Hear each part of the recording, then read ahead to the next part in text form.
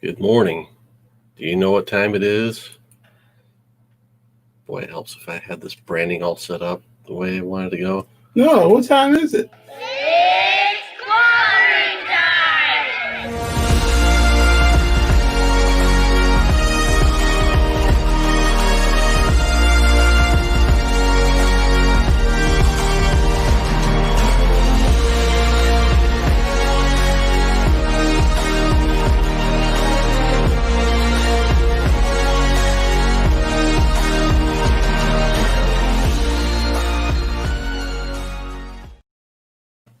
Hey, how's that for perfectionism? Well, practically perfect in every way, as Miss Poppins would say. We're gonna do enough to get by on this channel. How's that for our bar? Enough to get by. Hey, Jay Hood here, Coach Vic, and as always on our Saturday morning Clobberin Time show, we've got Al and Schell. You can see him this morning. Al, how are you doing? Oh, hey guys, how's it going? That's This good, just huh? fell down off my wall. Yeah, I gotta showcase it. It's Petros, Masters of the Universe Classics. I had it for a while. It isn't a recent grab. I just thought I would showcase it because it's cool. It's raining, Muscle Man. Yeah. It's Well, raining, muscle man. Hallelujah. That was fun. All Hey, right. let's shout out our tailgaters. We had Hero and the Kid hanging out, waiting for us to get started, and Discovery Bay is here now. Disco. Good to see you, Disco. How you guys doing on this fine Saturday morning? So how's it been going for you, Coach Vic? Things been going good, actually.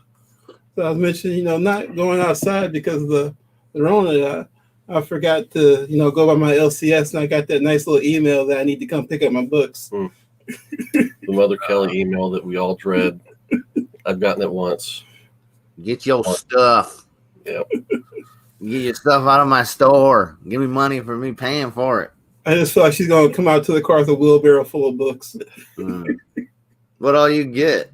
I don't know. It's a shame to talk I'm about going it. to be like, what? He's got a Strange Academy sitting in his box. Yeah, at least one. That's like a $25 book right now. What is it? happened? It's popular. I don't know. Really? Strange Academy. Yeah, it's one of those books I think kind of flew under people's radar. Came out, right when COVID, the comics were started coming back out, and people kind of missed it. Might have been under ordered. I don't know. Hey, our chat's filling up. We've got Dave Enrique stopping in. Rob Boswell.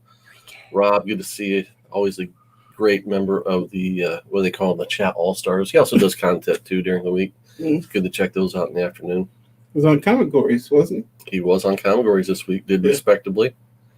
Congratulations on that, Rob. So, Al, how you been doing this week? What? Oh, me? I've been doing great. The last time we did a show, I was going to work on my car, my 98 Illumina. Mm-hmm. And now I have a new car because the 98 Illumina didn't fare too well in my surgery. I replaced the starter and the thermostat and the coolant sensor, and it's still a piece of garbage. So, I went to the I can't call it what I usually call it, but it's a convention for cars, and I sold my my perfect credit for a monthly curse. You cashed in on that credit rating, huh? Oh yeah. What's funny is for every bank statement I get that says, "Oh, you failed," it's like a different credit. It's like this number, but it's higher. And I get one that's lower. I'm like, oh. So, but the thing is, with credit, they don't tell you is every time someone checks your stuff, it puts a dark cloud on your credit. So luckily, I got okayed, and I'm driving my Hyundai Accent. Here's the problem. It's a 2019. Oh, big time. So too new. I couldn't work on it if I wanted to. So I'm keeping my Lumina just so I can bang on it with a hammer. Yeah, you can't scratch it. You get that first scratch on it, you cry. Yeah. No, it came with bird poop on it, so I was like, I'm keeping that bird poop. So First time you try to drive with a chili dog and get a little chili on the seat. Yeah.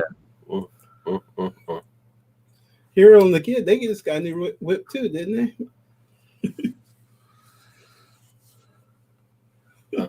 They're talking about something else, not us. All right. So, what is the order of the day, Sir Jamie? All right. So today, I got a few pickups to show. Al, do you have any pickups? My car, but I can't show it to you. That was a pretty big pickup. Take the camera out to the driveway. My pickups haven't happened yet because I've been wasting my money on that Lumina. Mhm. And so today I plan on going to the LCS, baby, and maybe a vintage toy shop that we know in Mishawaka. Maybe picking something up. Also, I am on the hunt. I'm going to be going to every COVID Walmart to look for and hopefully acquire some Masters of the Universe Origins figures. Okay. I'm in love with them. Well, I got some of the WWE Masters of the Universe guys. They're awesome. So I want to pick up some Motu original. I seen they got Battle Cat and they got the Sky Sled with Prince Adams. If that's all I can get, they're $30 a piece.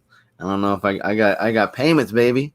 okay. I got payments. I can't be messing with that. Let me drop you a comic collector hint here. So if you're going to Walmart, that Strange Academy, there's a Walmart Strange Academy 1 variant where Really? Walmart's putting like a few Marvel books shrink wrapped and they put them in the little collector section. And that's a hot book too. That's a variant that's going for like, I don't know, $30, $50, something like that. So What? I mean, I enjoyed the books I really do. But when did this happen? I don't know. There's this new Robin King comes on next week. That's another one of those people didn't order. So enough. modest, doesn't he? Oh, I got $500 worth of comics and Me? my wheelbarrow. Yeah. I'm gonna go pick up your books for you. Okay. Hey, good luck. So I'll be like, hey, he willed it to me, and his, gee whiz. So to answer your question, I'll show you my pickups, and then we're going to talk about the early 80s. Originally, the plan was, let's talk about the 80s, and I kind of thought about it, and it's like, you can't talk about the 80s without hitting all the really big events, the Crisis, the Dark Knight Returns, the Watchmen. I'm like, that stuff kind of happened right in the middle. What happened before that? What happened in the early 80s that might have been of note? Has some collector appeal, might have some good hidden gems in it. So I've got 2 stacks of comics here we're going to work through and just show off what happened kind of year by year. So pickups.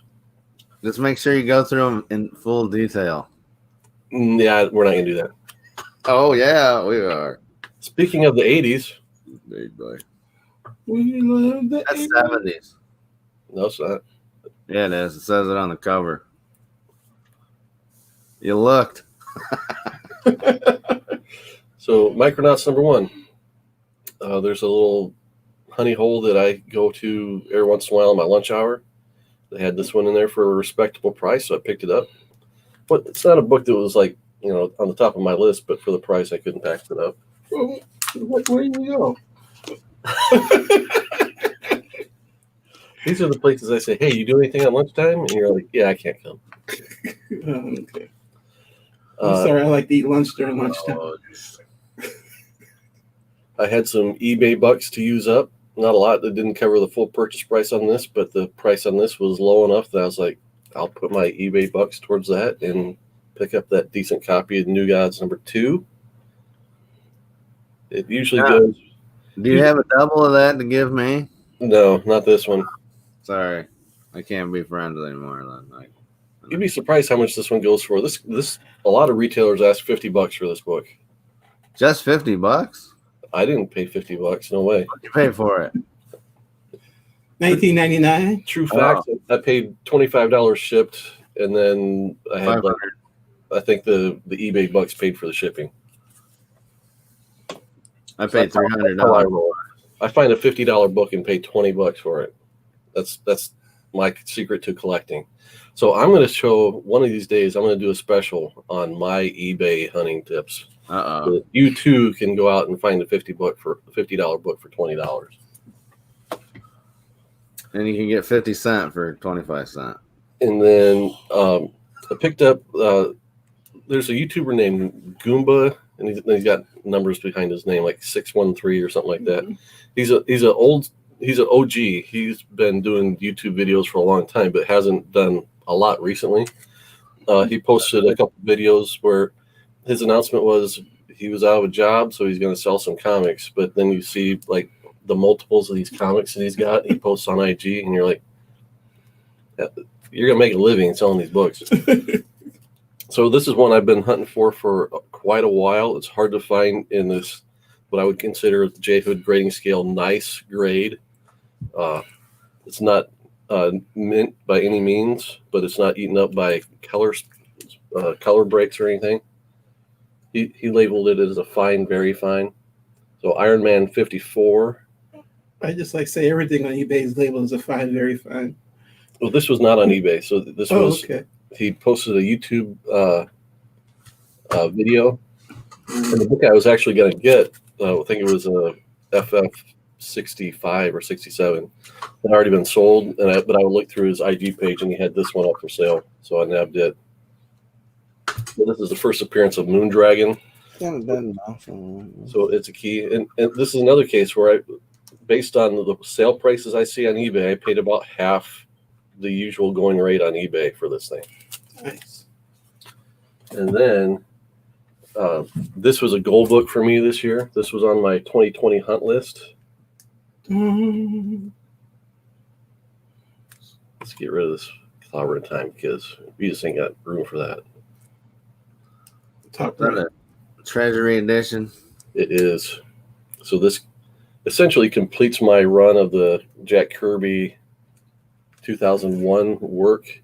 I'll probably still keep an eye out on a reasonably priced upgrade to this. It's got, he told me it wasn't in mint condition, and I was all right with it because it's not in terrible condition, but it's got a pretty significant rip up there and a pretty big wrinkle. If it didn't have that, I'd be perfectly happy with it. Now, will you read that? Yeah. Or have you already read it? Actually, I flipped through a friend's copy of this a few years ago when I was doing research for a Jack Kirby presentation. Okay. So I'm really well aware of it. But yeah, I don't think I went through it page by page then, but I don't think I actually read it. So I'll go through and read this one. I gotta be scared to rip it or something. That reminds me, you did that Treasury edition, like your top Treasury edition books. Yeah. And you didn't have the Batman Hulk in there? You're crazy. I didn't. I had that in there. You didn't. Maybe I didn't watch the whole show. Stay till the end. So the price on this book is actually shot up too, because when I first started hunting for it, I was passing out. I was waiting because I saw so many issues or copies selling for $25, $35. Mm-hmm. And now they're all going for like 100, 125. I don't know why. I mean, there's no spec on this. You're never going to see a Jack Kirby adaptation of 2001 because he was adapting some other material. But definitely a cool book to have. Oversized Jack Kirby. Let's bring Al back in and put our branding back up. Now, I can tell you a couple things I have learned this week that have excited me. Oh. Did you just bust him out of that package, or is this a different guy? No, this is the Triple H Masters of the Universe guy. Okay. Well, I had to do two of them, see, because one had purple, and then I took the bottom half of one. You know, you can pop them apart, so it's cool. That's what's cool about these is you can customize these guys, make them actually cooler than what they are. But anyways, I digress. Go ahead. I'm just playing with my toy. This comment back here from Rob Boswell. Where'd he go? I learned that if we ever get the he didn't realize that book was worth that much. That's a running joke from this week. Anyway, sorry. That if we ever get Captain America and Falcon, what's the name of it? No, Captain America, Winter Soldier, or Falcon and Winter Soldier. Yes, Isaiah Bradley's supposed to be in it. Who's Isaiah Bradley? What? That's the original. I forget I'm around. With Captain America, the one that they tested the serum. Thank you. The Captain America. Well, All right, Black Captain America. 2000. Will that make the truth of red, white, and will that make red, white, and truth go up in value? Maybe. Hopefully for people that own it. There you go, man. You just put my kids through college. Yeah. I tell you what, I dig that. I dig it because it's like it'd probably be what they would be doing. They'd just be like, I'm gonna let's experiment on. I mean, because you're just gonna take this untested, even though they say that in the thing, this is like untested, right? And it could rip him apart. Didn't they, like in the original books or something? Yeah, it's based on the Tuskegee experiment where they tested on black people. Yeah. So they were adding about the comparisons between the two. I don't know why I read up on that the other day, but I did. But when you're talking about the eBay bucks, I made the mistake and I told my wife about my Rakuten account. And I said, oh, sweet. She's like, what? I said, oh, nothing. She said, what? I said, I just got my big fat check for $30 for Rakuten. She said, oh, great. We need to get some stuff. I'm like, what? You have to explain there's an ecosystem here. That the money that's circulating in this ecosystem stays in this ecosystem. Like, I'm trying to get me in my Spider-Man book. Okay, woman? What Spider-Man book are you trying to get? Spectacular Spider-Man 64. 64. But we're not there yet. That's 82. Oh, okay. That's first appearance of Cloak and Dagger. Oh, okay. I have 5 of those. Dagger. You want one? Huh? I have 5 of those. You want one? You probably do, don't you? You probably got at least a copy, don't you? Is that a Peter Parker Spectacular Spider-Man? Or yeah. Okay, those are hard to come by. Like anytime I'm like diving through any bins, like the Peter Parker Spectacular Spider-Mans, those are like I've always looked for those, and I've never found any. Because I like one of my first like comics. Well, we'll talk about it. I guess it's 80's. What we loved about the 80's. All right, so let's dive into the 80's. I love the 80's. So copyright. Copyright as old man J Hood looking back at childhood era J Hood, I was trying to think what comics were there that stood out in this era, because what happened in 85, 86 kind of derailed everything. It shifted all comic books, everything that came after that. And we're talking comic books? Yeah, it's comic books. I thought we're talking 80's. So talk about Bananarama.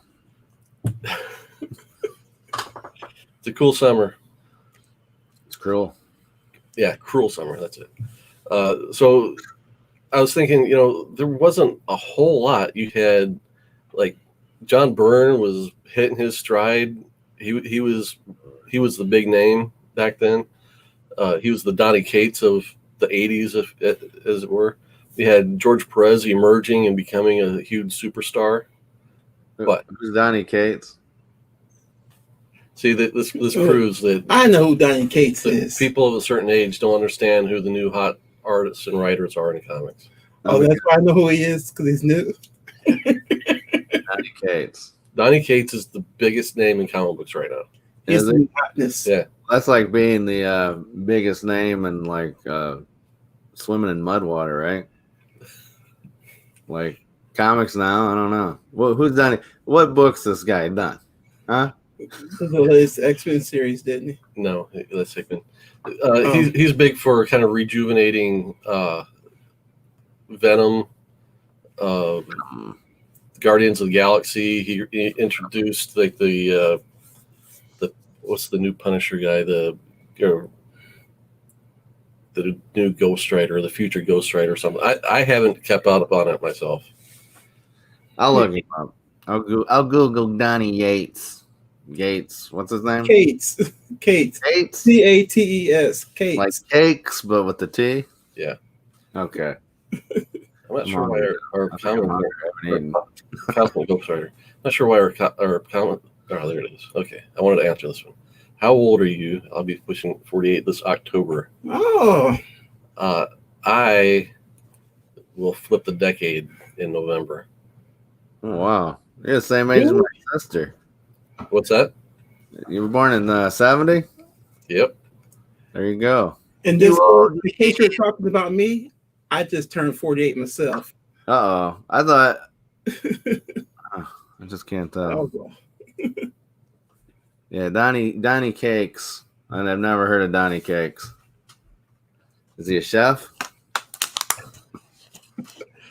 He's a writer. I mean, his big The thing. way I look at stuff, until you've been doing it, until like your household name, he is. my house. But it don't matter. Okay, so let's start at the beginning. Let's start in 1980, and I'm generally just going in alphabetical order, but I'm going to put this one out first because I think it really kind of set the standard for what the whole decade would become. And that is the New Teen Titans was started in 1980. You had the preview and DC Comics Presents number 26, I believe. I got one of those. Yeah. I So got that. this kind of set the standard. This was DC kind of trying to do what Claremont and Byrne were doing in the X-Men. They did continuing storylines, which was a rarity at DC at this point. What about Dave Cockrum? You don't give him any adjustment. Like, oh, Dave Cockrum. You know, he suffers from preceding and following John Byrne, and all the suits are his, man. Yeah. Storm, Nightcrawler, Colossus, Wolverine stuff, right? Well, no, not him, but you know. So I mentioned John Byrne, and this is kind of a deep cut for John Byrne. We don't realize that in this era, John Byrne was capable of doing 3 books a month. And along the way, he was doing this run on Captain America. Fantastic Four? He was doing Fantastic Four, Captain America, and X-Men all at the same time, I believe, for just a short while. You could tell it was just... And all the stories were independent. They never bled into each other. Or No. the storylines never seemed. This seems familiar. No. It's a genius. So, well, he was penciling. He was only writing Fantastic Four, and I don't believe he started writing Fantastic Four until he was done with X-Men. Oh, He okay. was just drawing. But this is one of my favorite Captain America runs. It's only like 8 issues long, 8 or 10 issues. So if you ever see it, pick it up. There's a cool cover of Dragon Man eating Captain America's shield, or at least chewing on it. It's pretty cool. That wasn't that cover. What are you talking about? You had groundbreaking work by Frank Miller on Elektra. I just kind of pulled random examples, so this might not have actually come out in 80, but this would have come out during that time period we're talking about, the early 80s. So, and we've talked about him a ton, so we're not going to focus much on like the big events. I want to focus on maybe some of the smaller things that happened along the way. Moon Knight was launched in his regular series with Bill Sienkiewicz doing quasi Neil Adams art style at the time. Moon Knight. I think that's his theme song. Moon Knight. They need a 90s. We need to come out with 90s theme songs for the 90s ones are like the X-Men music. That was horrible. People love it though. In September 1980, cover date of 9 brand. Pick up New Teen Titans, Flash 191, Justice League of America 184, and Avengers, all done by George Perez. Yep, he was very busy during that era. Yeah, I didn't pull George Perez Justice League just because there's so much to talk about. I didn't want to pull everything. I just want to talk about how John Byrne was inspired by Mary Tyler Moore's friend and his Captain America storyline, where he gave basically, was it Ron? What was her name? Rhoda, right? Remember her? I'll go with yes. Sure. And he basically made Steve Rogers was dating Rhoda. Basically, you go back. Jeez. I thought you were a comic book guy. I am, but I'm not a Mary Tyler Moore guy. What? He's busy reading Mary comics. Tyler Moore, Ted Knight, Captain Steubing. You had, Claremont and Claremont and Byrne were rolling on X-Men. Rhoda, yeah, it's Rhoda. You got the Death of the Phoenix was late that year, and as far as J. Hood goes, this is where it's at. This is the storyline that didn't just appeal to me as a comic book buyer, but hooked me to actually collect these things. Go out and find the ones I missed, and made me a collector for life.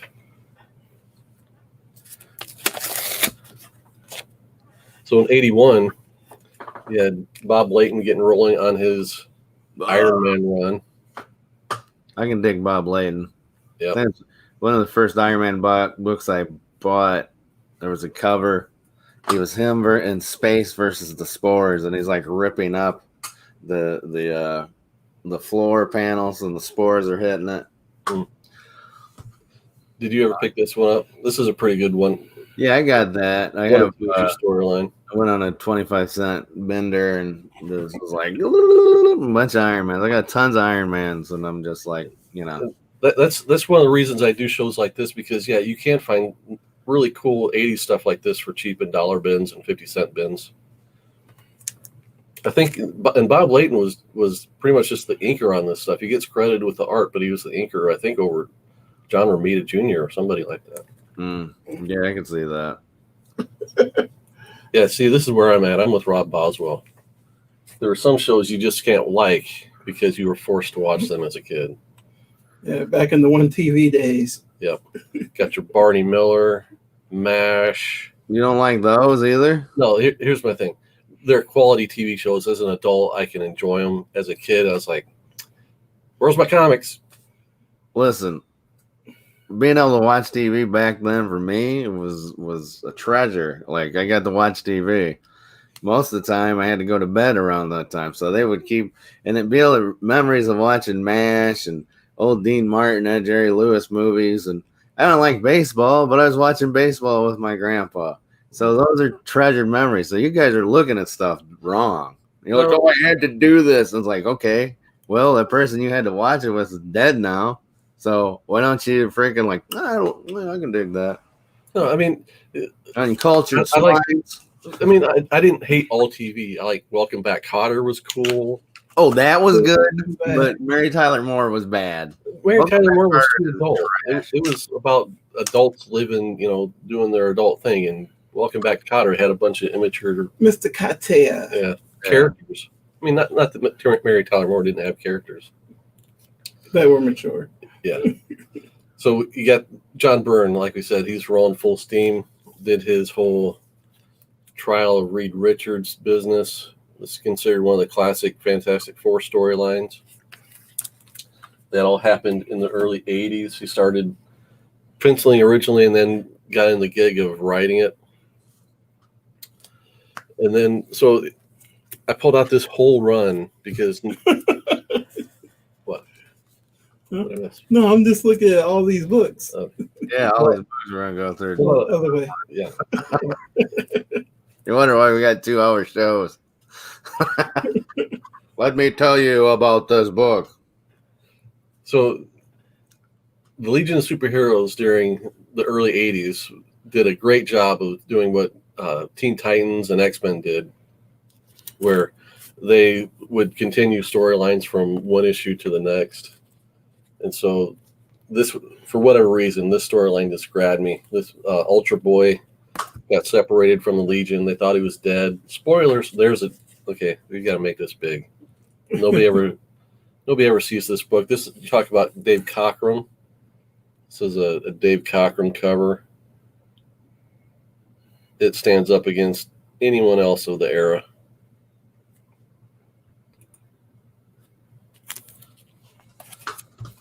So Legion thinks Ultra Boy's dead. This other dude shows up with Ultra Boy's powers. So like, maybe that's Ultra Boy. But could it really be Ultra Boy? Who is Ultra Boy? The special George Perez cover.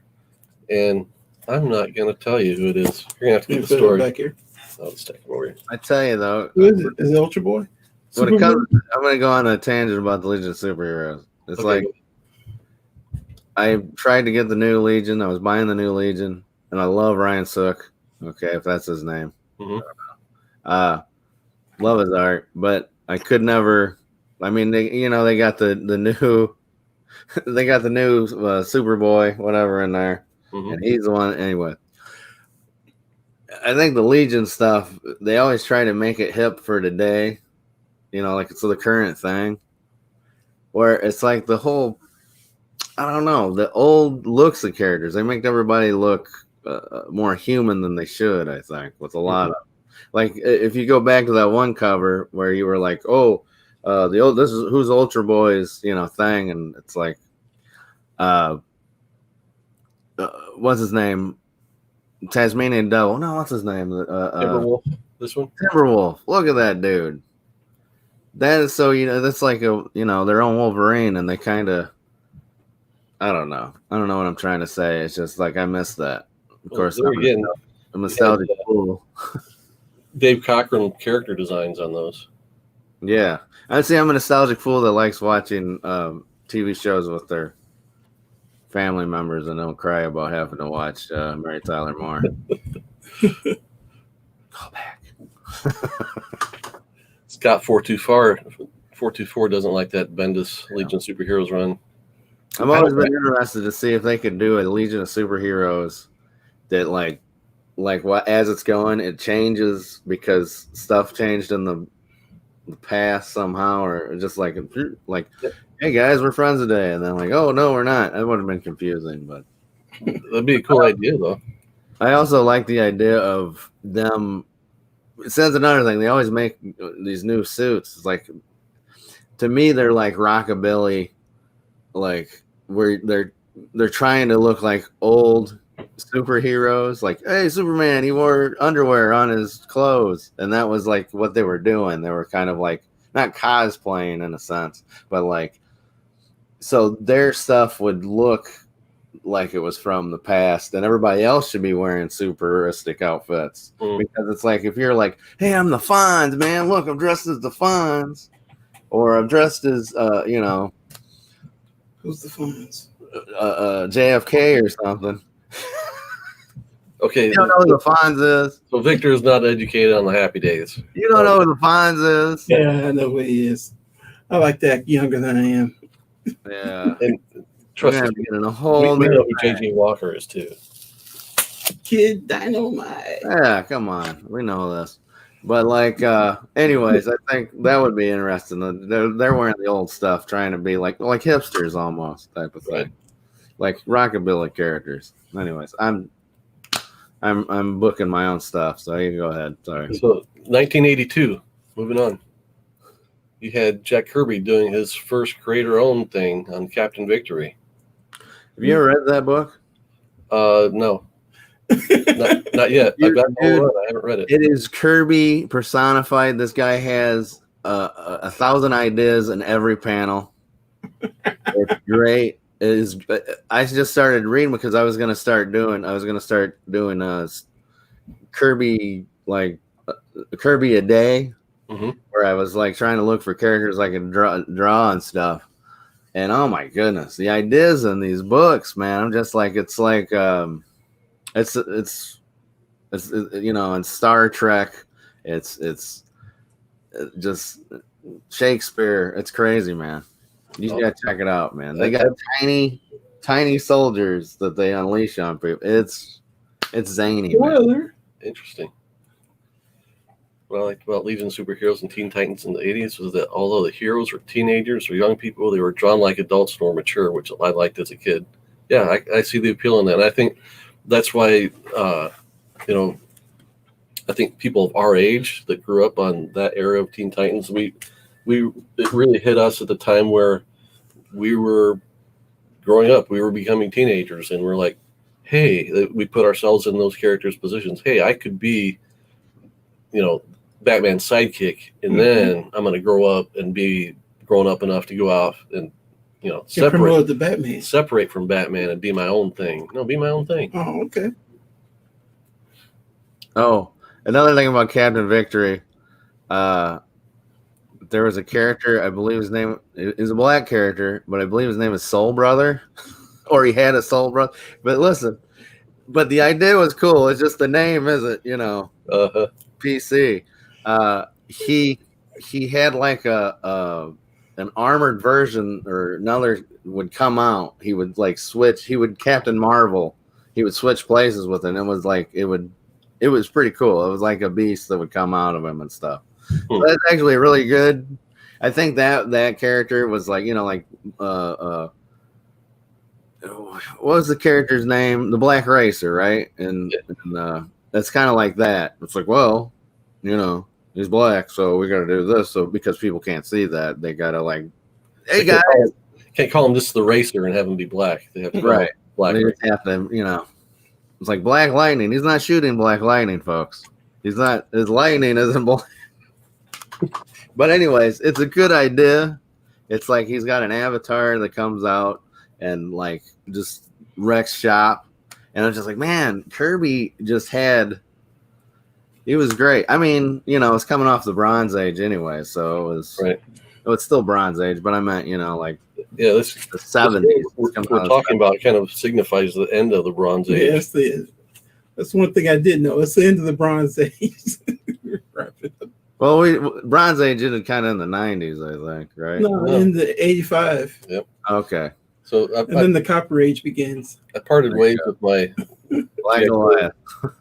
number one along the way, but I've still got these. These were my favorite ones. Real American hero. You know it. Sergeant Slaughter. G.I. Joe. Now, that's what I'm talking about. Listen, G.I. Joe. I want to talk about G.I. Joe, Masters of the Universe were the two things, and Transformers, but that came later. Those things rocked my world when I loved He-Man for sure. That was the first ride. I had the He-Man. I think my first two figures were Beastman and Faker. I wanted He-Man, but I couldn't find him. And, just the little comics that would come with the figures.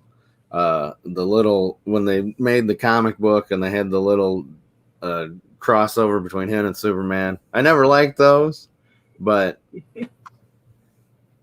Chris Adams. Listen, pal.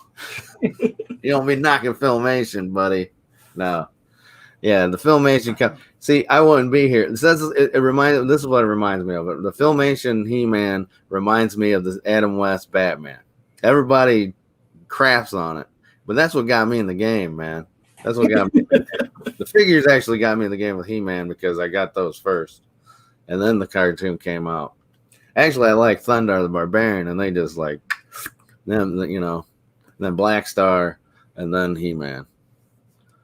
Yeah, all these licensed comics that came out during this era really bolstered the entire industry, especially Discovery Bay mentioned Star Wars, which came out obviously in the late 70s. Yeah, but you got the Return of the Jedi ended in 83. Kenner was still producing those figures. The comic books were those weird Star Wars comic books with the Cosmic Bunny, and then He said Cosmic Bunny? Yeah. Okay. Bunny. The Cosmic Bunny. So take those off the spinner rack. Yeah, I did. So this era of What If to me is awesome. I didn't pick all the best issues. These are just the ones I had handy on the spinner rack. Especially this one right here is heated up because it's got the first appearance of the Yellow Hulk in it. Which how many Yellow Hulk? It's I guess he's close to the urn. The fact that he's yellow in this is a joke, but people are like, it's the first appearance of the Hulk and he's yellow. You got to get it. Of course, look how well loved this issue is.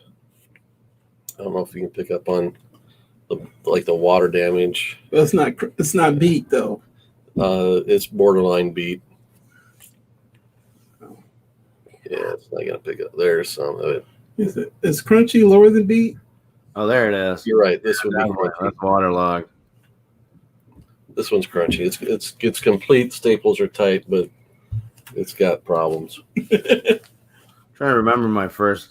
Oh, yeah, that's what got me about What If is that they actually, even though it's not continuity, it is because they count the time. I think it was What If number 4 or something like that.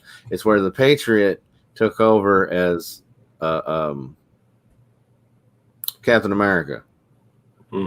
And it's actually, I searched it out and I got it, and I was like, oh, I love it. The Patriot, is that Isaiah Bradley's grandson? Huh? Is that Isaiah Bradley's grandson? No, actually, the Patriot was a Golden Age superhero to begin with. Oh, okay. They actually did a great mini-series where he took over for the Spirit of 76, because the What If book, the What If book started with the Spirit of 76 taking over for Steve Rogers because, he did. And then the Spirit of 76 gets crushed by a robot hug destroyer. Anyways, and then Patriot finds him, puts Captain America suit on, and then they're like, oh no, he's dead, so anyways, so it's funny that What If, which is outside continuity, is actually inside, so it's like a cross the streams type of thing. Yeah, I mean, they did the same thing with female Thor. Jane Foster as Thor. Her first appearance was in What If, and that later became reality. Well, yeah, but what that is, it's like, hey, that was actually a good idea. Let's do that. Where this was like, actually, this is how it happened. And like the later they did a mini series with Patriot, where he took over, where he was like a local, like when all the Golden Age heroes were over in the war fighting, he stayed like doing, fighting crime. Gotcha. And you look it up. It's on my bathroom read. So every time I go to the bathroom, oh, great paint jobs. The art's great on it. But don't take my word for it. Oh boy, more Frank Miller. Shocker. Well, this was another big turning point for me because, again, comic books grew up a little bit more, in my opinion, when this issue came out. Ooh, 3D. I hate that Joe Rubenstein autograph on there. I regret it, but He inked it. What's that? He inked it, right? Yeah, he inked it. I greatly respect his art or his craftsmanship in inking. He's got a terrible autograph. Yeah. Well, he's also, So Well, wait a second. We're still in 82, though. You don't have the passed away. Spider-Man 64? no. Really? I'm trying to think of my first. We're talking about 80s comics. When did I know it's a G.I. Joe book? That's what really popped me, I think, was the G.I. Joe cover where Destro and Dr. Mindbender were like grave robbing in an old castle. It might have been 86. I'm not sure. It's when Serpentor came around. So I think that's after I stopped collecting it. I stayed around for maybe the first 30 issues or so. Beautiful Mike Zeck covers, man. They had a lot of Mike Zeck was ace in the crusher on that, man. Yep.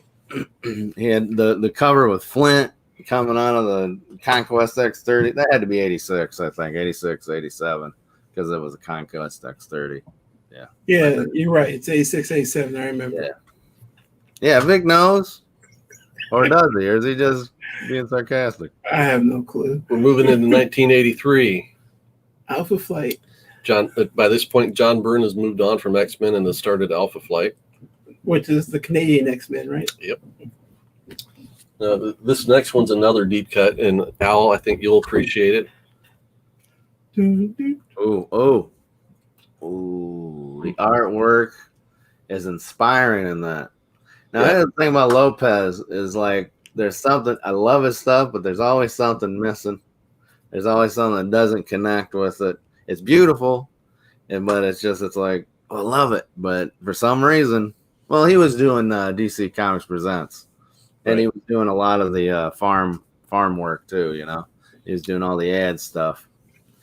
I'm not sure how long he stayed on this title, maybe 6 issues. I'm sure he's done by the first 12. But I'm going to make myself big because this is another one where if you find this in a dollar bin, pick it up for yourself. It's well worth it. I mean, just to look at the art, if nothing else. This great draftsmanship by Jose Garcia Lopez.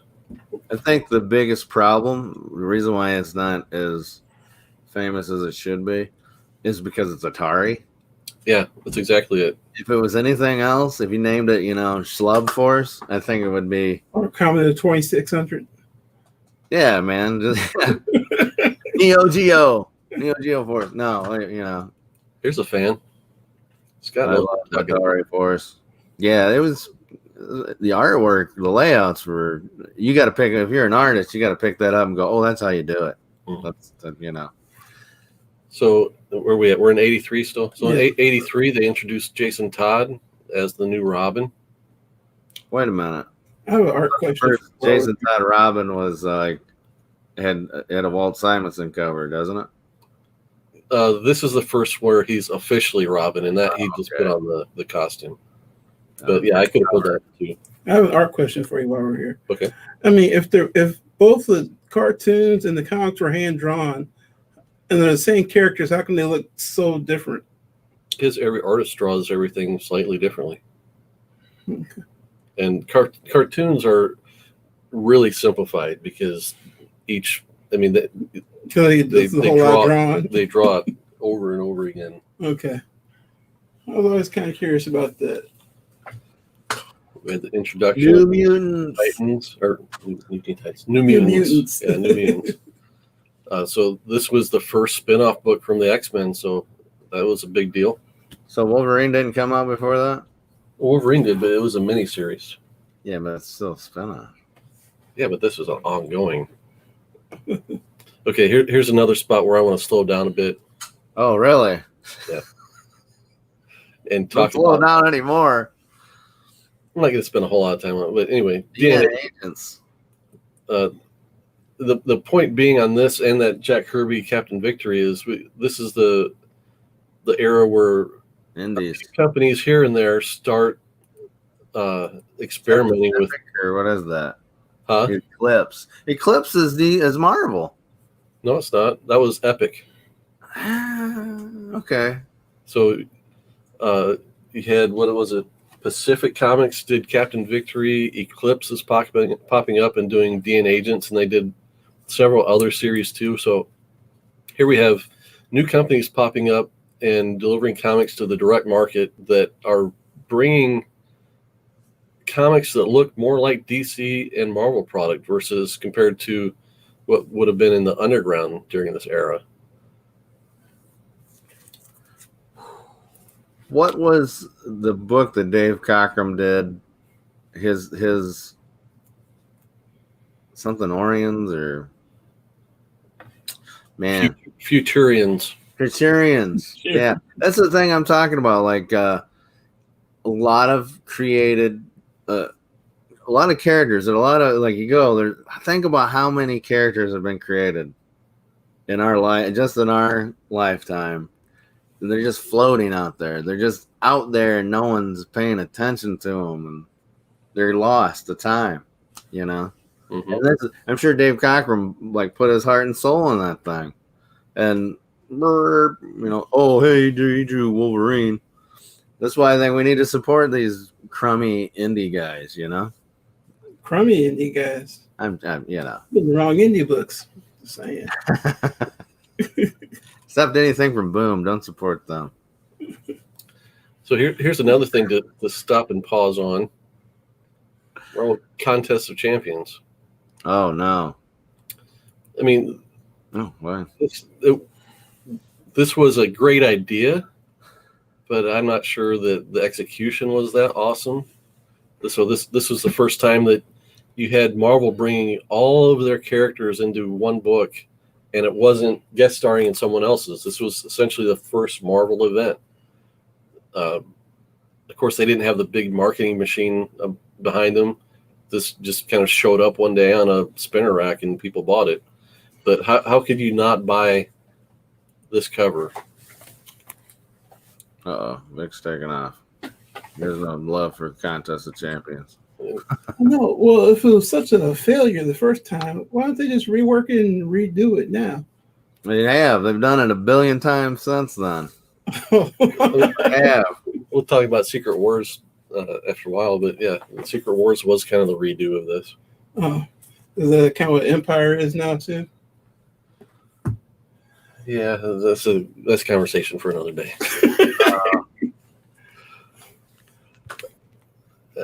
Okay, so here's another independent company popping up and bringing material over from the UK. So I'm not sure. I'm not perfectly clear on Eagle Comics if they were publishing in Britain or if they were just purely a U.S. publisher and were reusing, art and stories that were already produced over there. Be something to look into. Yeah. Judge Dredd. The Judge Dredd. And then you had artists becoming more experimental. I'm looking forward to reading this series, by the way. Me too. Oh, Frank Miller. Frank Miller. I'm Jamie Hood, and I can't get my nose out of Frank Miller's behind. That is so not true. Yeah, sure.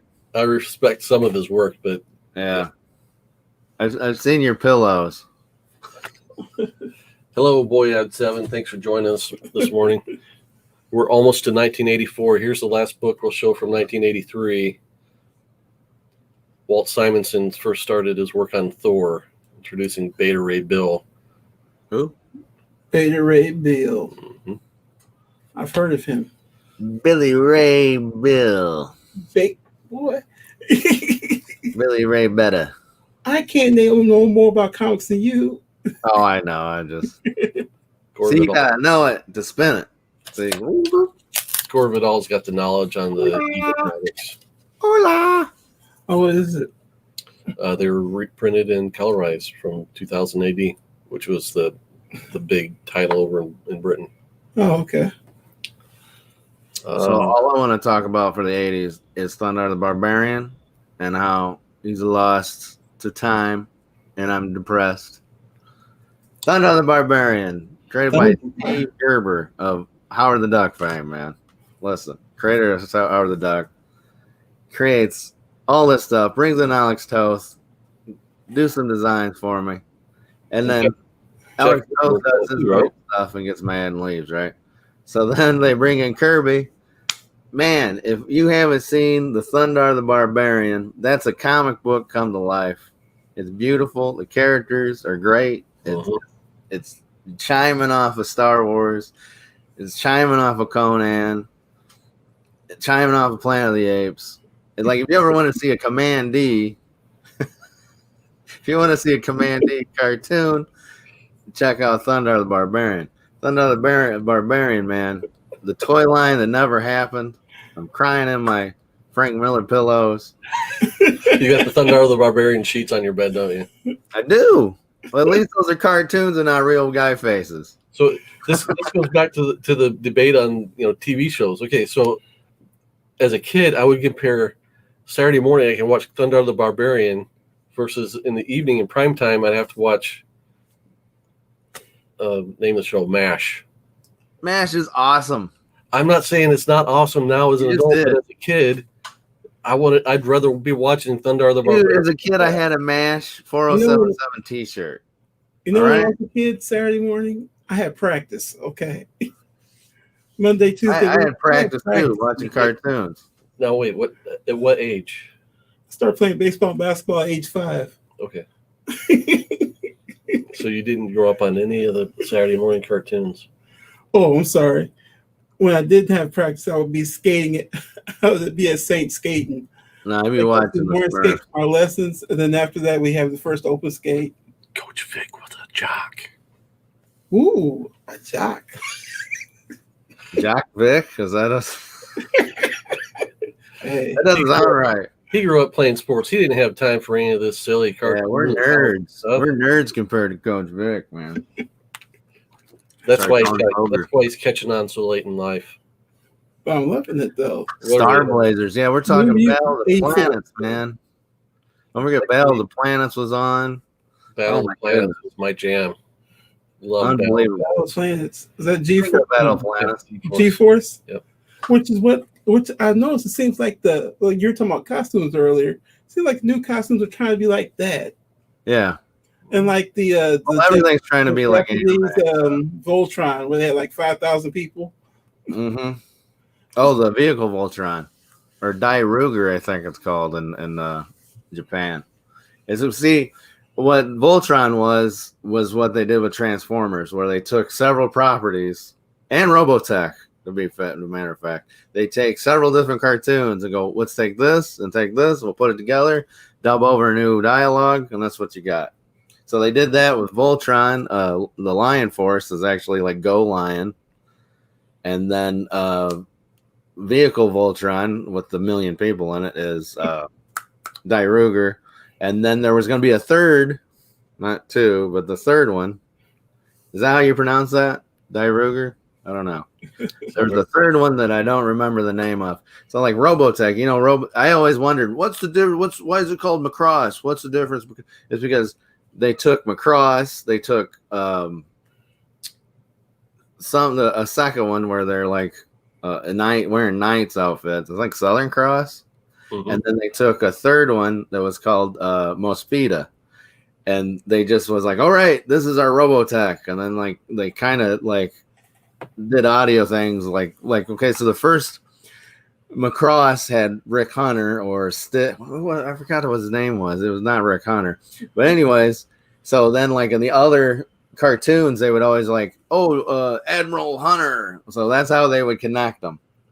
That'd be their connection. Like, I'm the son or the daughter of them, even though it was like a completely different thing. Anyways, there's my history lesson for you. Thank you. Gorvidal's dropping more knowledge about the magazine movement back then. Yeah, I did have Epic pop up in my CLZ, but I didn't pull it. And yeah, heavy metal got rolling big time during the 80s. Oh, nice. 84. Okay, we're still in 1984. Oh, we're still doing this? Bill Sienkiewicz comes on New Mutants, and again... Right, Rick Hunter was in Robotech first, but I'm saying... Oh, sorry. I'm having a conversation with Scott. I know my Robotech, my Macross. So we got Bill Sienkiewicz rolling in New Mutants. Hello. Take your time. Hola.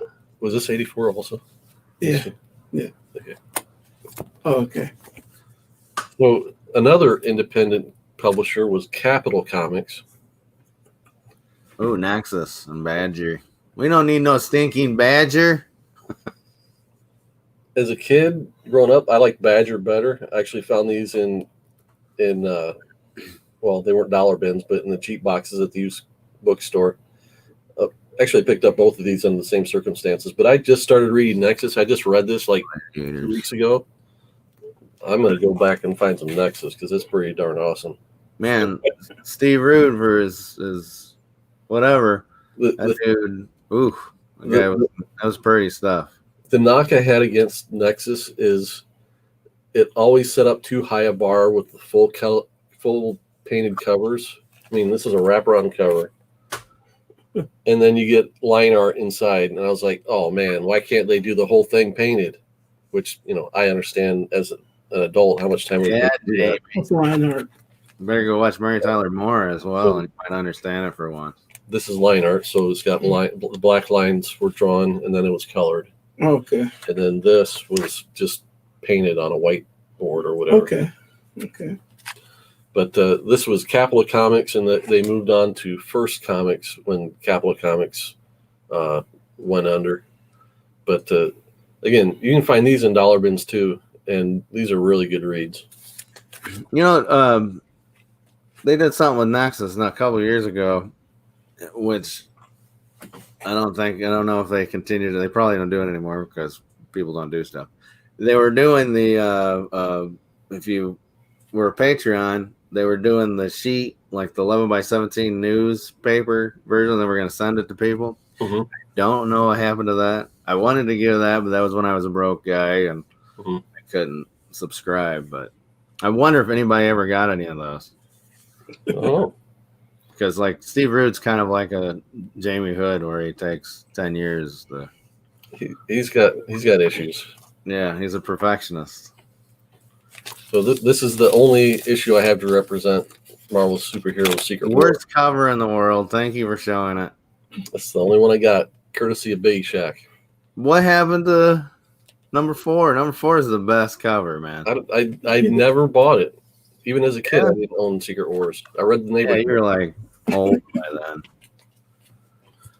Yeah, I think my first Secret Wars book was number 4. I read the hell out of it, looked at it all the time because it was the one where Hulk was holding up the mountain. They were covered by a mountain, and he was holding it up. And How much did the mountain weigh? 3 tons? No, 3 million tons. I don't know. We just did this a couple of weeks I ago. don't know. The mountain weighed 8 million tons. I don't know. No, I got it. Hey, I only got so much room in my brain for knowledge. I got to get rid of stuff, you know. I know what the answer is without looking. Oh yeah. Yep. How much? 150 billion pounds. Wrong. What? 150 billion tons. Oh, tons. I got tons right. We got the wrong unit of measure. So, anyways, yeah. So I always remember when we would drive to Texas. When I go to live to Texas, that'd be one of the comics that I'd pull out and look because they took Spider-Man's web shooters and Tony or Iron Man's his plates on he had on his hips, Mm-hmm. And they put them together and they supercharged Iron Man so he could blast through the side of the mountain, and that was badass. BDs. For me, Yeah, I do need to go back. You were smoking big cigarettes back then, so I don't know. So here's another kind of a deep cut. If you've read it, you love it. If you've never heard about it, you don't know what you're missing. These are the first 4 issues of a 12-issue series, The Squadron Supreme. So yeah, all 12. I have book that everybody rips off and everybody says is, oh, that's so original. It's like, well, Mark Grunwald did it back in the day. So in 85. 85, yeah. So this is 1985. We've moved into the 85 year. So the premise behind this is Marvel has all these characters in the Squadron Supreme that reflect what we see in the Justice League of America in DC. So you've got your Batman guy, you've got your Superman guy right there. You even got a Green Lantern guy and a Wonder Woman knockoff. So there really is no shame in the comic book game.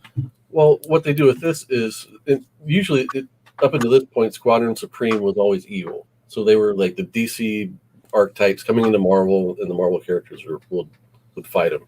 In this one, they're good guys. They've been under mind control. That's why they're evil before. Oh, okay. But they set out to say, okay, we're superheroes. What can we do to change the world, to make the world, bring peace to the world? And every time you do that, it all just falls apart. Oh, like All Might. What? Like what? Like All Might. All Might. All Might, the symbol of peace.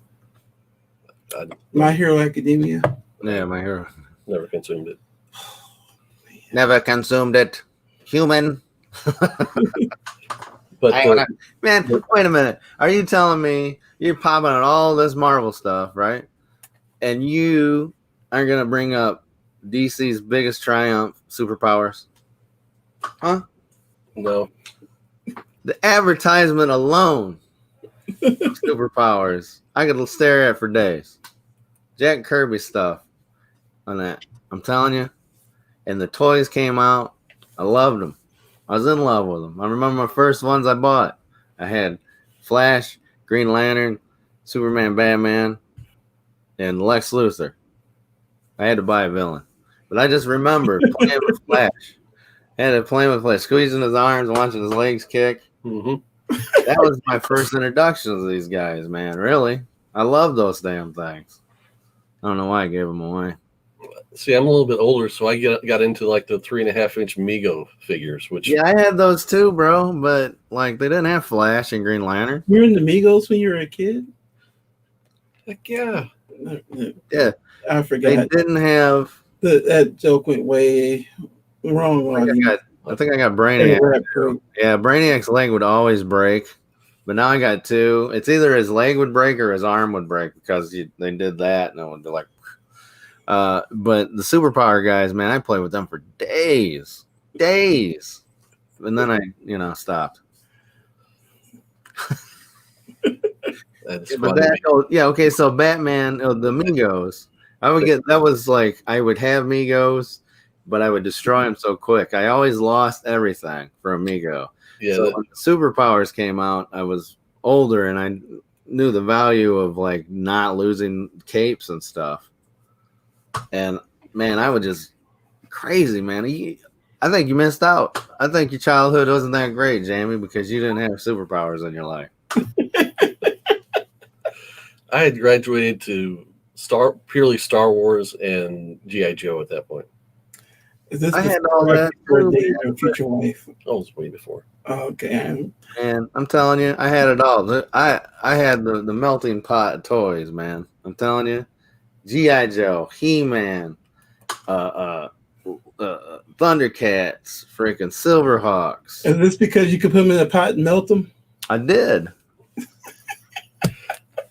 All right, we're almost Star gonna. Wars, all of We've almost wrapped up the early '80s.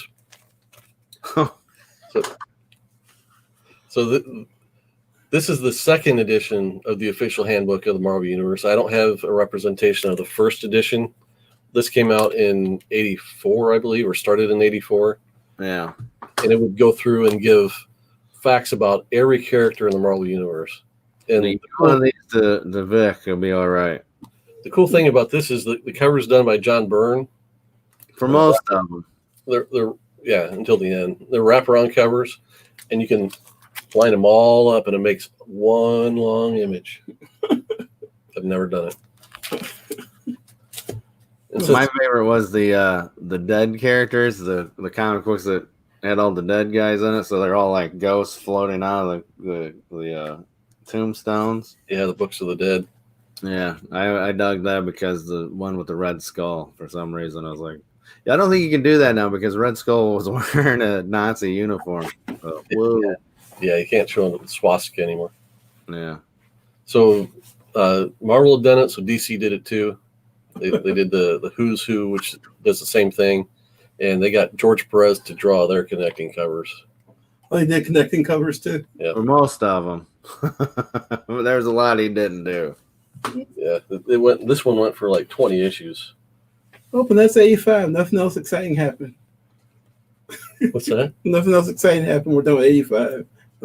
Oh, I mean, Oh, boy. Overrated.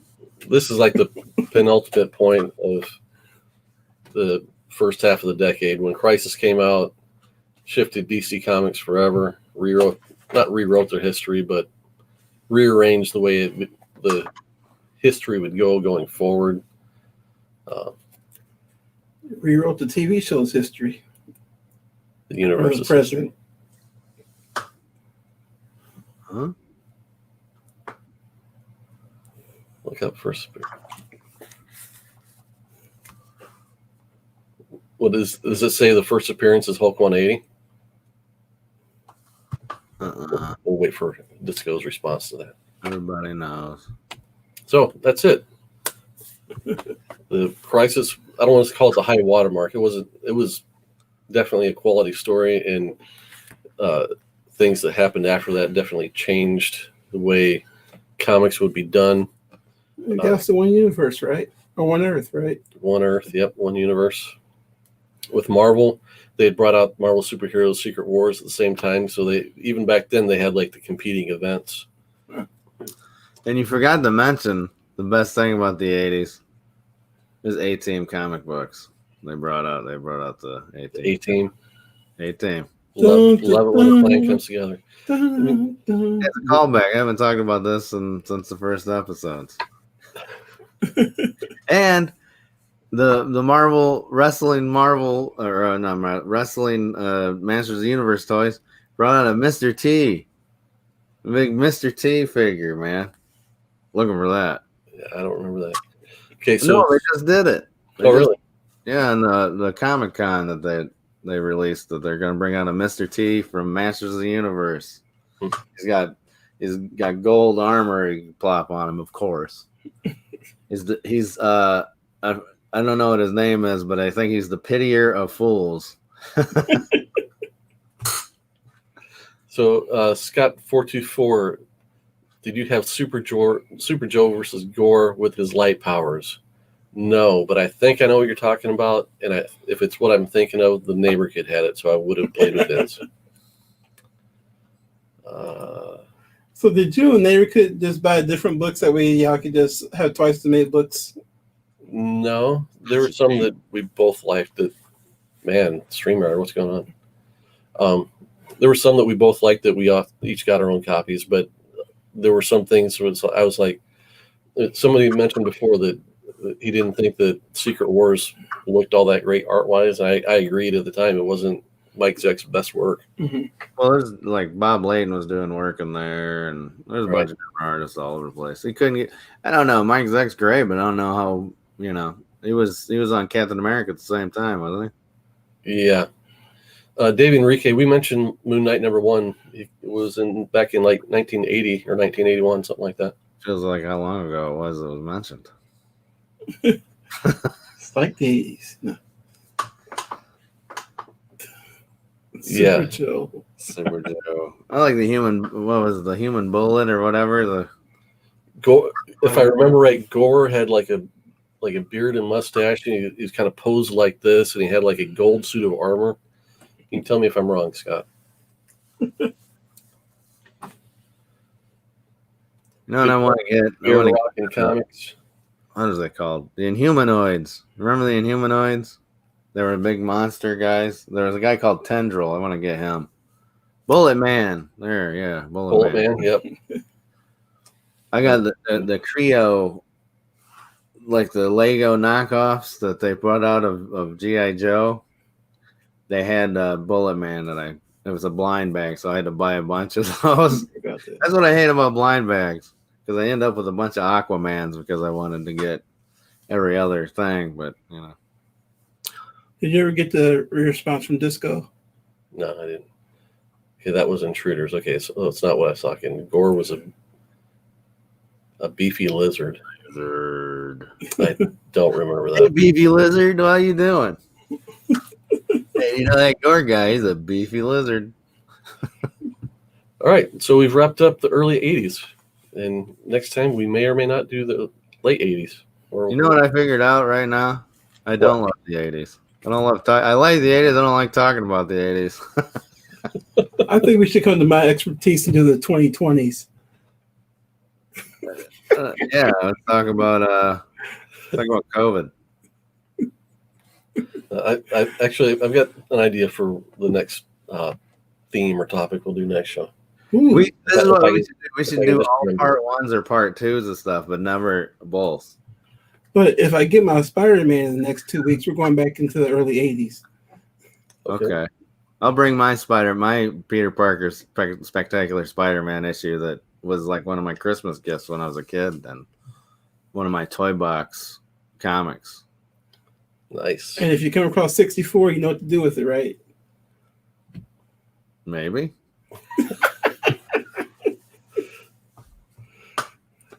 64 is the first appearance of Clogan. I might have that.